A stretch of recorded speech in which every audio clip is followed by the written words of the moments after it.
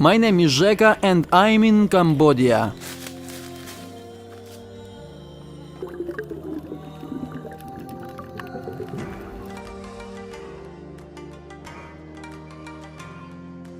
And so, my friends, my next step will be the bow drill method of making a fire. So first I will make a bow. I find a bow-shaped stick and the base, for which I need piece of wood that is strong and suitable for drilling. I'll put a spindle in a hole in the base wood and will drill it using the bow. It is a bit difficult to show, but eventually the place where the base and the spindle connect is going to get warmer and make a little spark that will light my fire. It's quite a difficult process. It's pretty complicated, but I think it's quite possible. I will try it for the first time. Let's see what's come out of it.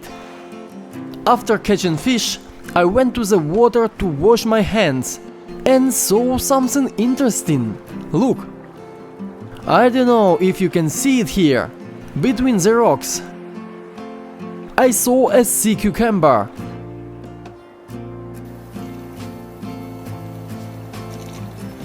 Now if I take it out of the water and it starts spitting water, it's definitely a sea cucumber.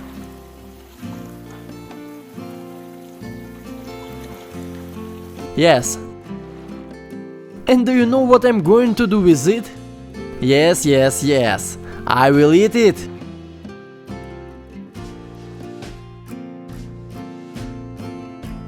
Look how big, tasty and nutritious it is! Do you know what it remembers me of? Have you ever held a black leech in your hands? So imagine something 20-30 times bigger and you get a sea cucumber. And so I need a base for the bow. I need a so-called bow-shaped stick and another stick that will both be parts I will use to drill the hole. And I need a wooden base, in which I will basically make a little hole, and that I will hold between my feet and drill. I will take this piece of wood here, it seems to be dry enough, and plus I will be able to hold it in place with my feet to get drill somewhere here. This one will do. Now I need a perfectly flat and quite thick branch, which will serve as a rod or spindle that will serve as a drill and produce a spark. I like this wood. It should be possible to use it. Also I need the base of the bow.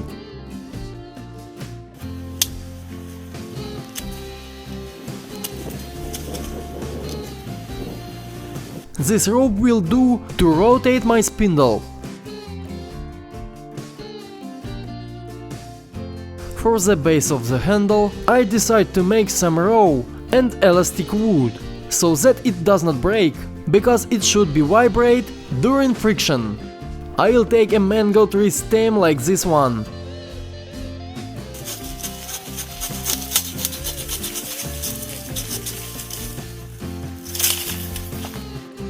Oh no, it's not a mango tree.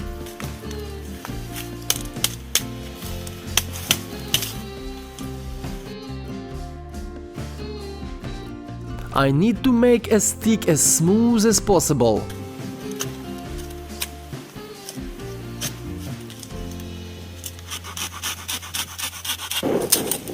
Both ends need to be sharpened. With this end, I'm going to drill the hole itself. And here I'm going to make the end also semicircular, kind of sharp, but thicker, in order to connect the wood on top and keep it pressed down like this. That's a bummer I got hollow wood, but I'll give it a try. I'll see how it works anyway. Kind of okay. I'll put drill here somewhere. I'll try to produce the ember here. I will also make an additional notch. Here's on the side to provide some airflow.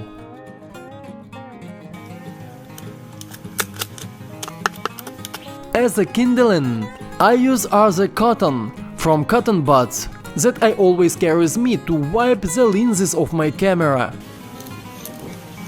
Then I'll add a tinder bundle in here, so that when the cotton ignites, I can blow on it lightly to make the ember grow and last for at least a minute. As a tinder, I'll use these flowers from the palm tree, similar to dandelion. They will also ignite very quickly.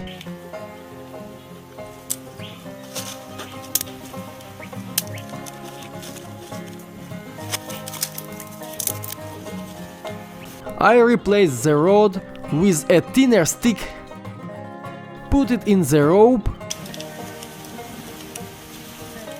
put it here, cover with this other piece of wood here. Вот здесь.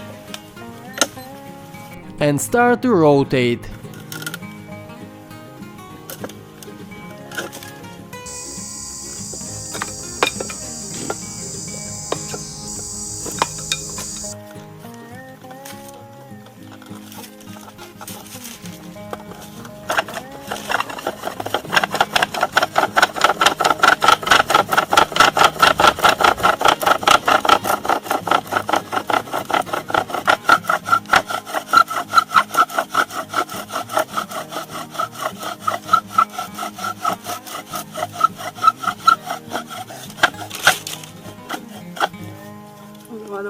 Давай.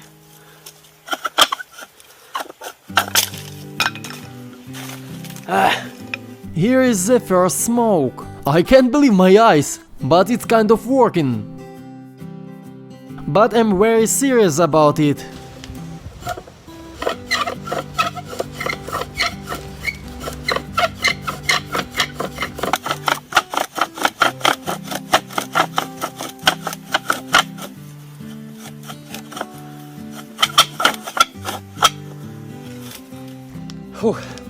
It doesn't seem to be working, because every time I see the smoke, it disappears and I have to do it over and over again. Well, it's not working out for me. And so it is 6 o'clock in the evening and the sun is sinking below the horizon. So before it gets dark, I need to go back to the shore and get more food. I'll try to find another delicacy. But for me and for you guys, the food I'm going to eat is very unusual.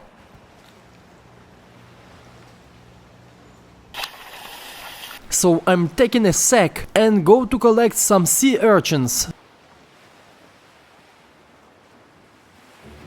And I need to hurry up, because the sun is going down fast.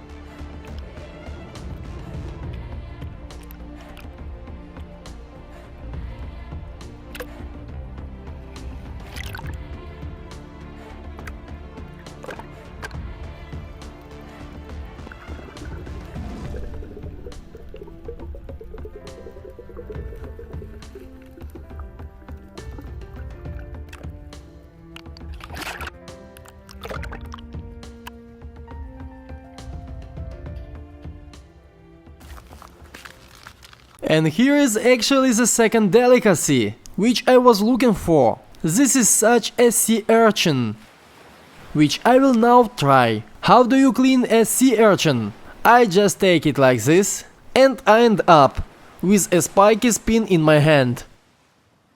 Well, it is actually now what I wanted to show you.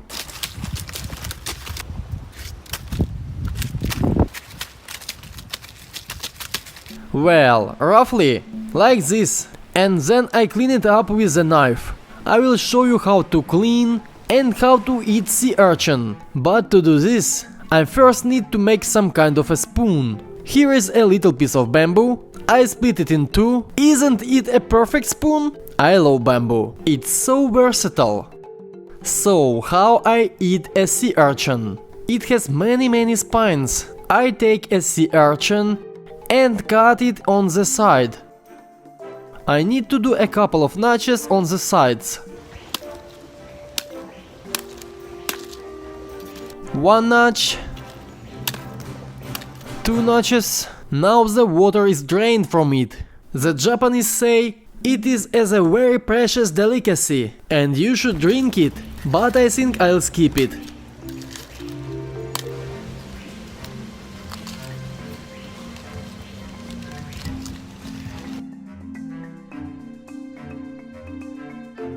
Well, actually the most valuable part of the sea urchin is caviar.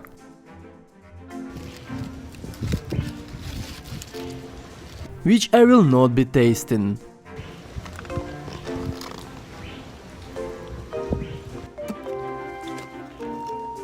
Very strange taste.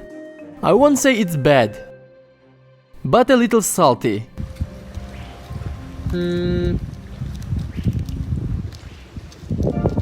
You know, it's actually even good. Kind of tasty. And if you use the right type of dressing and serve it in a restaurant with some kind of soy sauce, it would be good enough.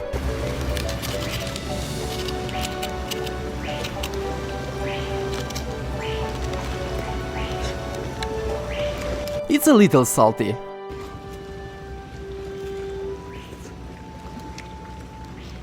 Let's put it this way. The taste is very unusual, of course, but much better than raw fish. It certainly does not look good, but if there are nutrients that can save a person's life, you know, I would not doubt and would eat sea urchin with pleasure. Now I will try another, let's say more intellectual way of making a fire. And here is what I'm going to do. I will take the batteries from my portable sound studio in my bag. I will take the foil from a pack of cigarettes I found in the morning. So if I manage to properly connect the batteries using this foil, then in the thinnest place of this connection, this foil will short out. Like a light bulb, and the paper should ignite. So basically you get a disposable flash that should ignite the same absorbent cotton I took from the cotton buds. I'll try this way. Basically here are these batteries and I will short circuit them. So I take a pack of cigarettes, take out this foil, tear off a piece of it. I take the cotton swabs, and here I have prepared beforehand some paper and couple of twigs, taking off the cotton. And so now I take the batteries. I will take 3, 4.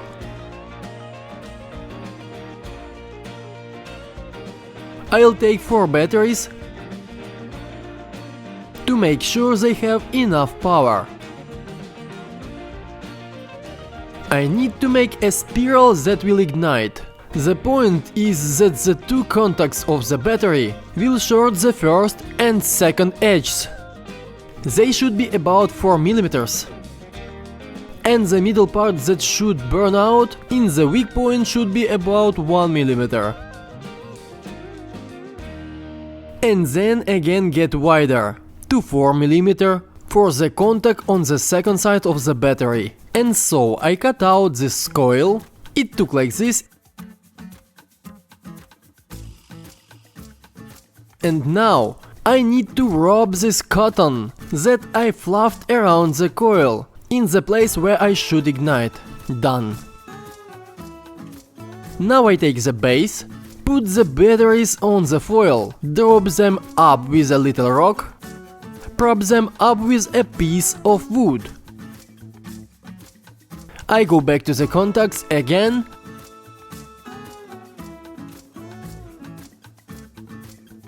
and close the circuit.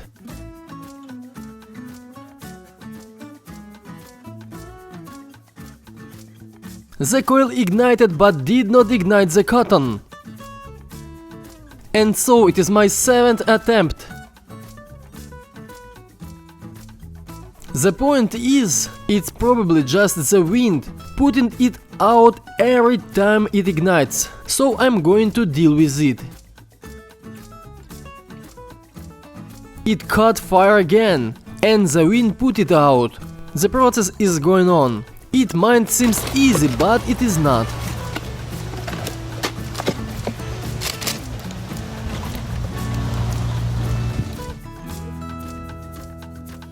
With great difficulty I got a fire. It took me a very long time and a lot of energy, but I'm happy.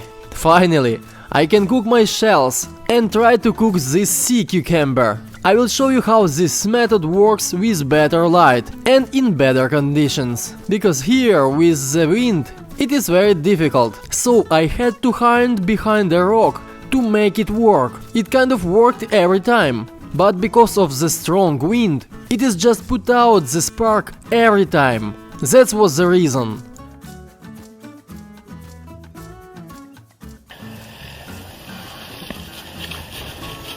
And as for my experiment with the water, the bottle is fogged up, polyethylene too.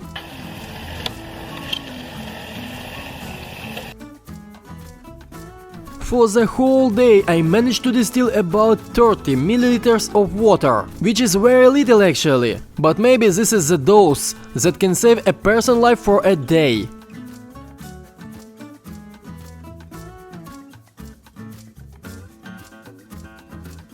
Phew. It is not completely fresh, still a bit salty. I don't know how safe it is for humans. The method usually works. It is tested not only by me, other people have done it too, but it's better to boil such a water.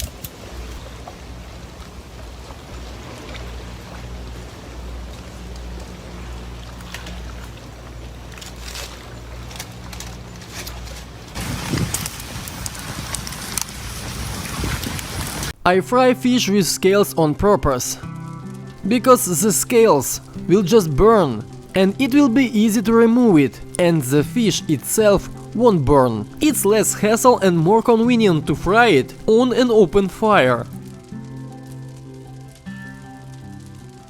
So my crab needs to be fried a little bit more and I can eat it.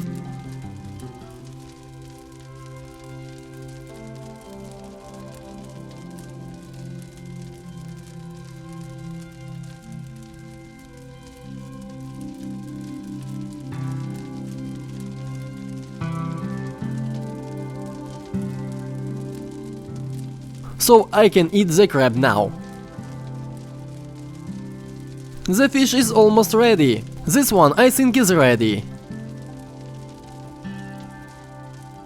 I don't know about little one, but the big still needs some time.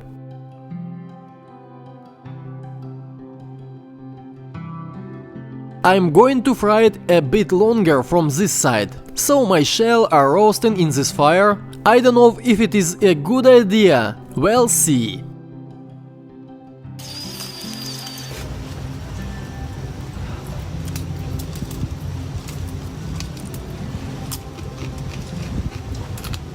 I think now is the perfect time to get down to the most interesting dish of all and to try this disgusting thing called sea cucumber. I don't know how I'm going to eat, but if I already signed up for it, I have to try.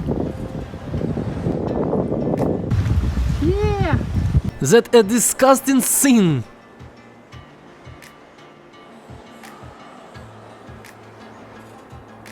So I put the cucumber down and I cut it up.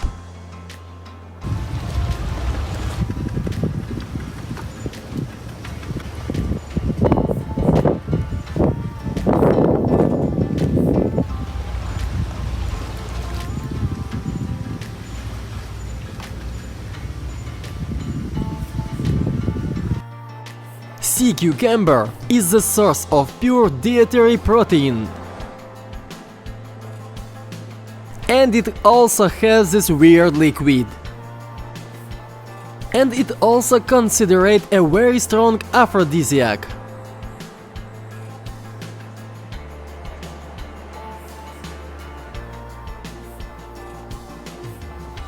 In China and in Japan, they eat it as sashimi, or boil it, or fried. I won't eat it raw, I'll put it on a skewer and try it. They don't eat its insides, they only eat the muscle tissue, and it looks like this.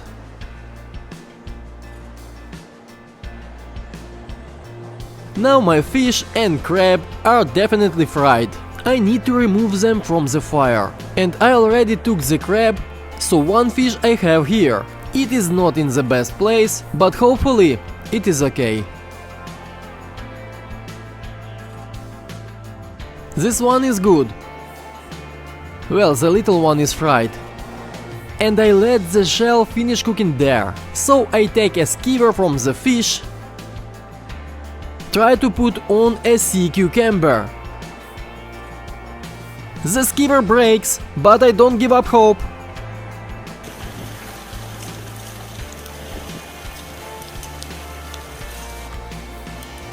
And I start frying.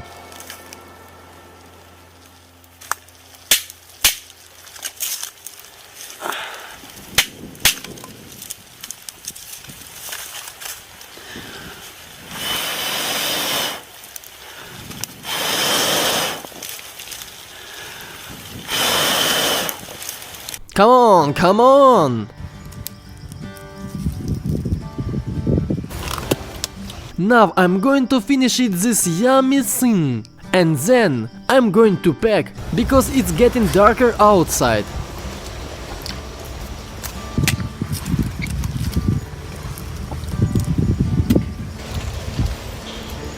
By the way, this sea cucumber is very salty.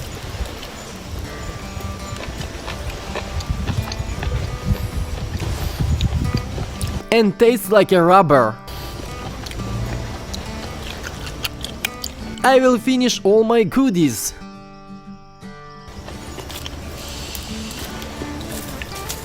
It's 7 p.m. It's getting dark outside, so I'll be packing up my stuff and moving to my hut.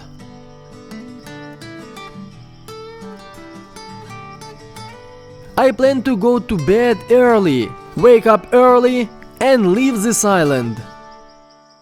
Because at night my equipment just won't film anything properly. But if something interesting happens, I'll be sure to turn it on to show you. Oh yeah! Almost forgot about the shells.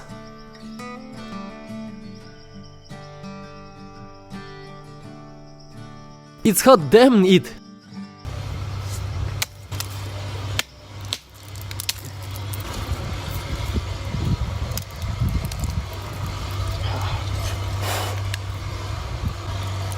The shell is burnt, all crumbled.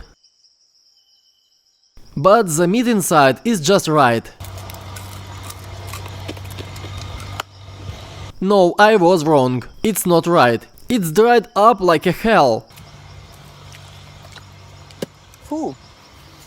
I'll open another one.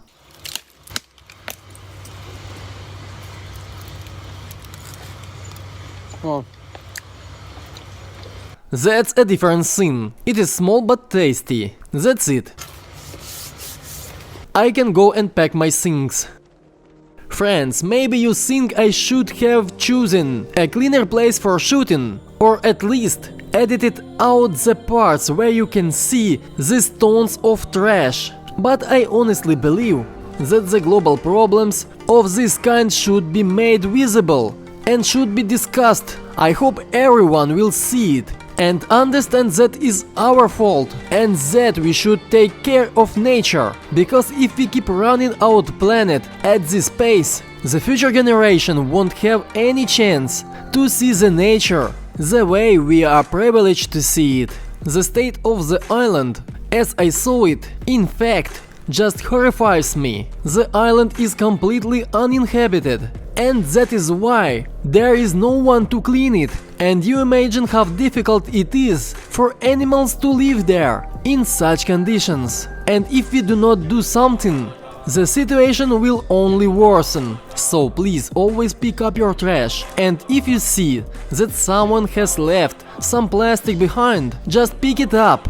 It is not very difficult, but you be an example to others, and like that we can make it better. If you agree with me, give me a thumbs up and support my channel. Thank you! It gets dark very quickly here. In the blink of an eye, I came to my hut. I see no point in wasting time, and I will try to get to sleep as early as possible and survive the mosquito attacks, because they just trying to eat me alive. I don't know how I'm going to hide my face now. I'll probably cover it with a t-shirt, because they'll just eat me alive. I woke up very early today, so actually wouldn't mind getting some sleep. No.